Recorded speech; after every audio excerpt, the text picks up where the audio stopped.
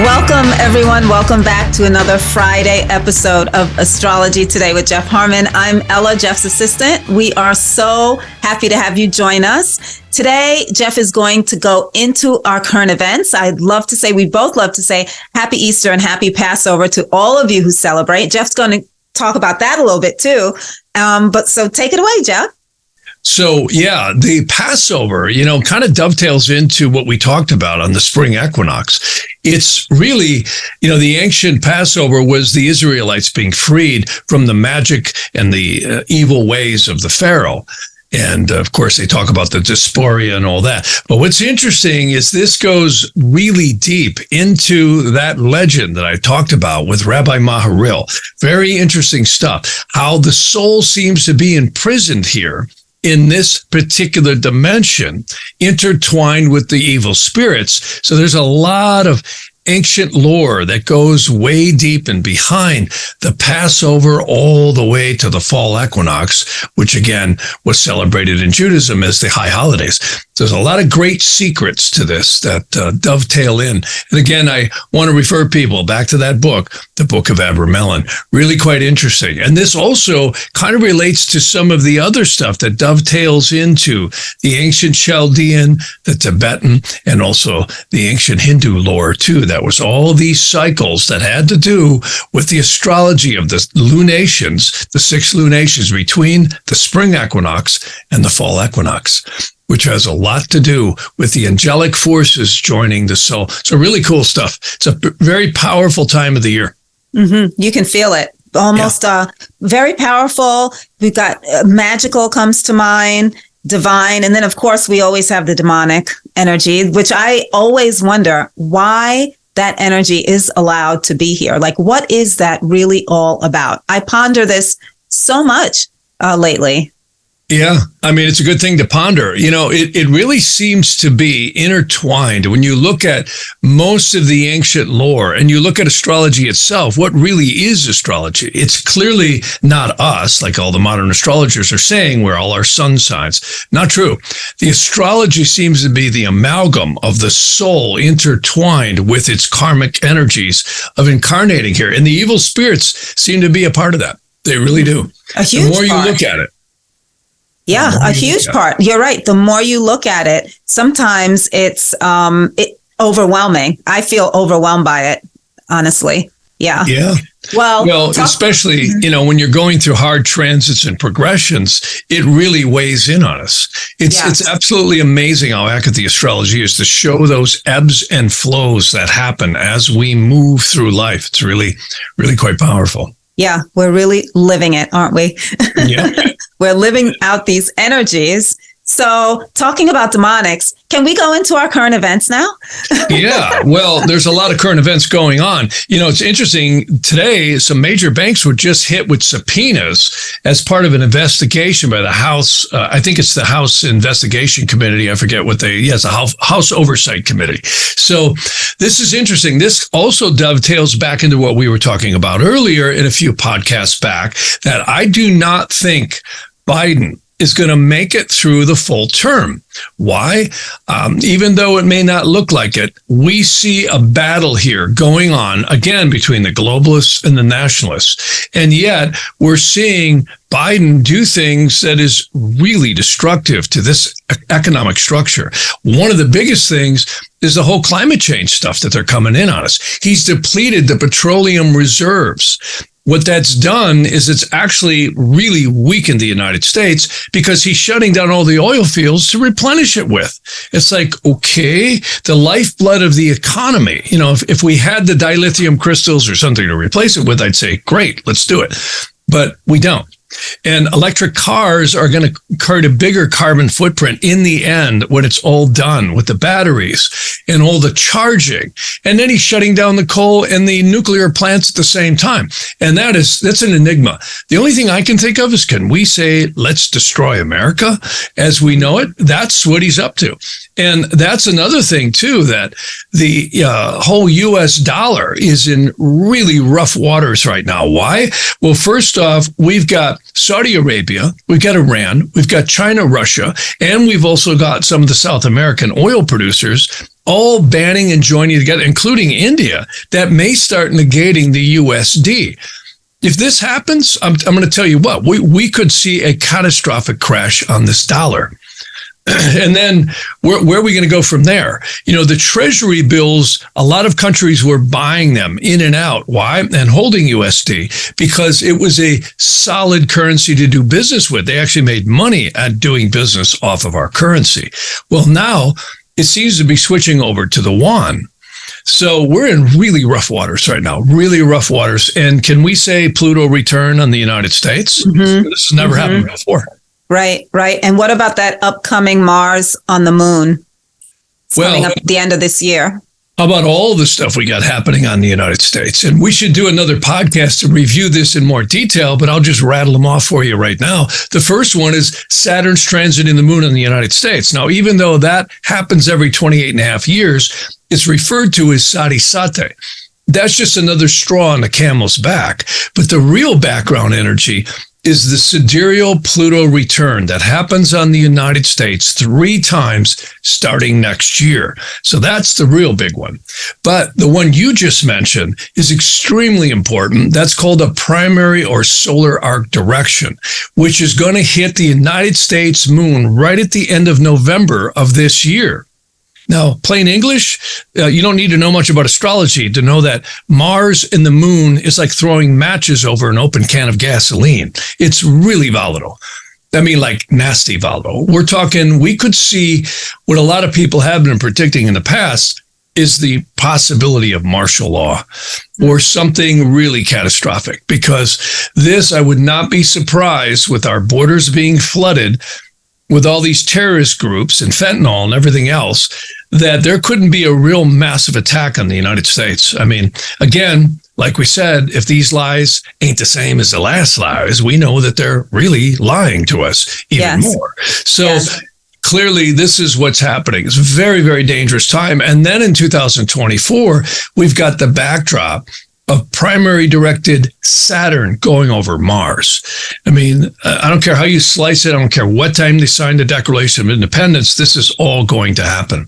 Really, really powerful stuff. And of course, this whole thing with Trump, that's another background energy that we're seeing. You've got Biden is basically, drove out of the White House and when he was vice president with papers flying out of his Corvette. And now they've discovered at the Penn Biden Center, all these different things were intermixed with China. And this House Oversight Committee thing on Biden could be a lot bigger than we think, because they're going to actually get proof, I believe, of the money that was transferred from many of these foreign entities. And I'll bet it'll be tied up with Ukraine too. The question is, will anybody prosecute it? Because when you look at it, the Department of Justice, or Injustice, if you want to call it that, if they don't do anything, you have no law enforcement.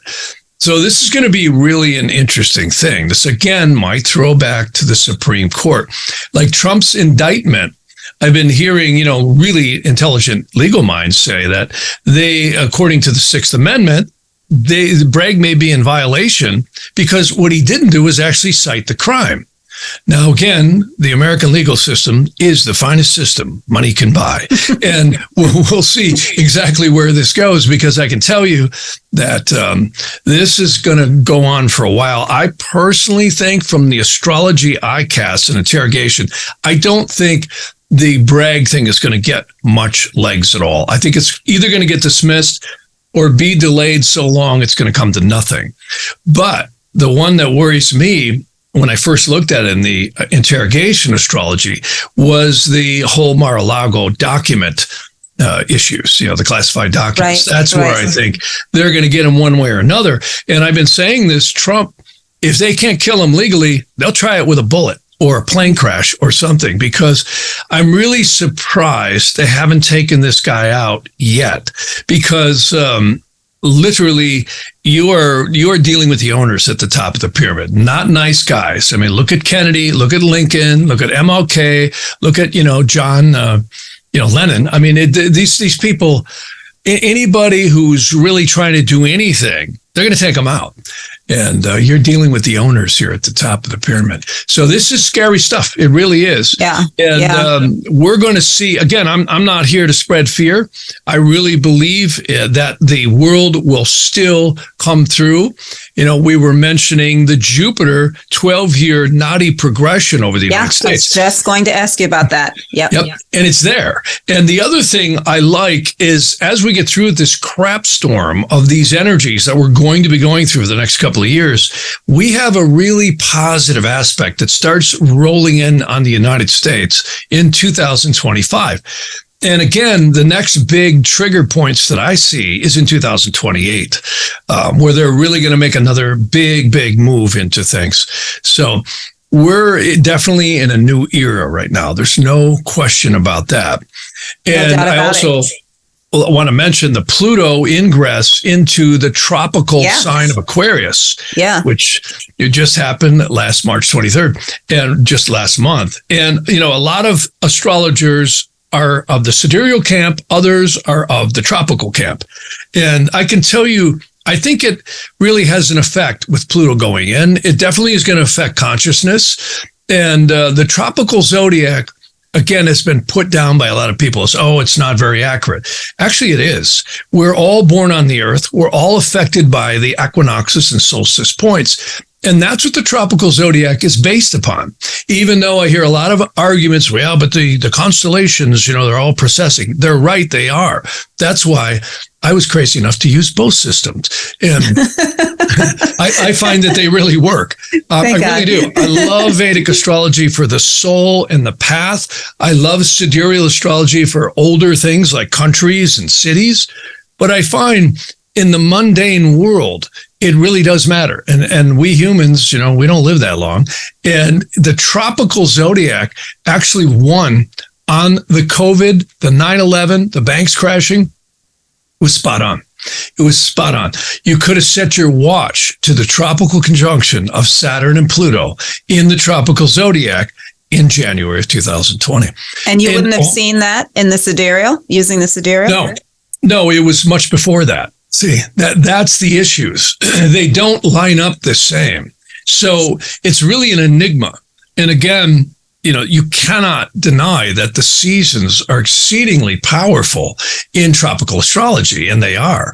And I find, you know, I've done extensive testings on people and myself looking at, okay, what is more power, the sidereal or the tropical? And I find they both are. They're just respectively different. You have to use the ancient Vedic techniques and also what I would call the Nadi progressions to really get the sidereal zodiac to lock in like it does on the soul. And it does. It's really, really accurate. The yogas are amazing, but the tropical is really accurate as well.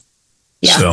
Yeah. Well, it's a great thing that you use both for sure, because it seems like both are actually necessary to get a clear picture of the astrology. Well, there's a lot of secret zodiacs too that use different fixed stars as reference points. So very interesting stuff. I mean, Yeah. I love the fixed stars when you look at them and talk about them, because they're extremely powerful, aren't they?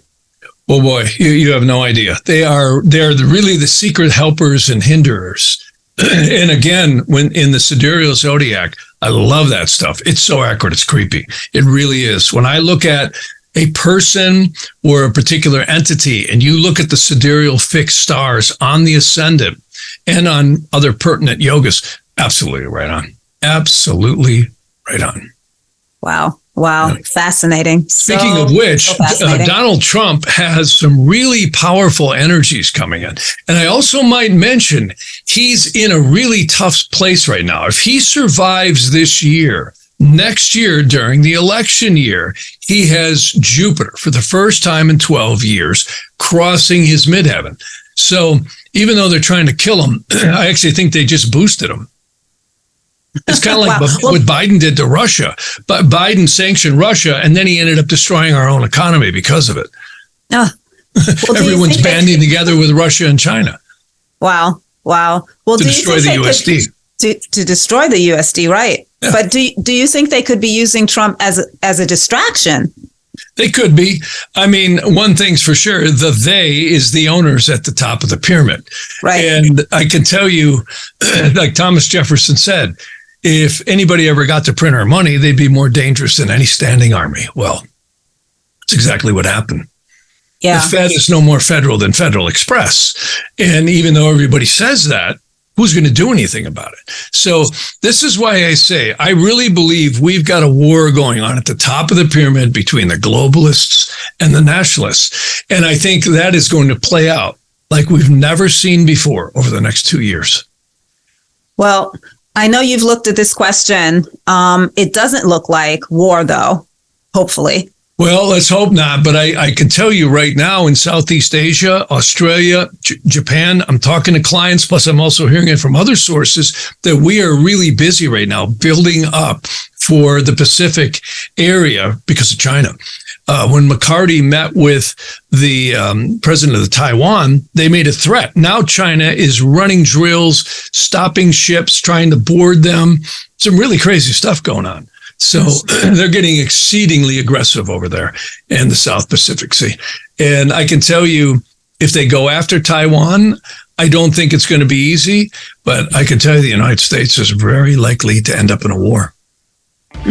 Wow. Yep. Wow. Well, thank you for this, Jeff. I know it's short but sweet. I know how busy you are lately, so thank you so much for taking the time to put this one together. And thank you also very much for watching. We will, again, have a beautiful holiday weekend, and we will see you next Friday. You bet. Thanks for watching.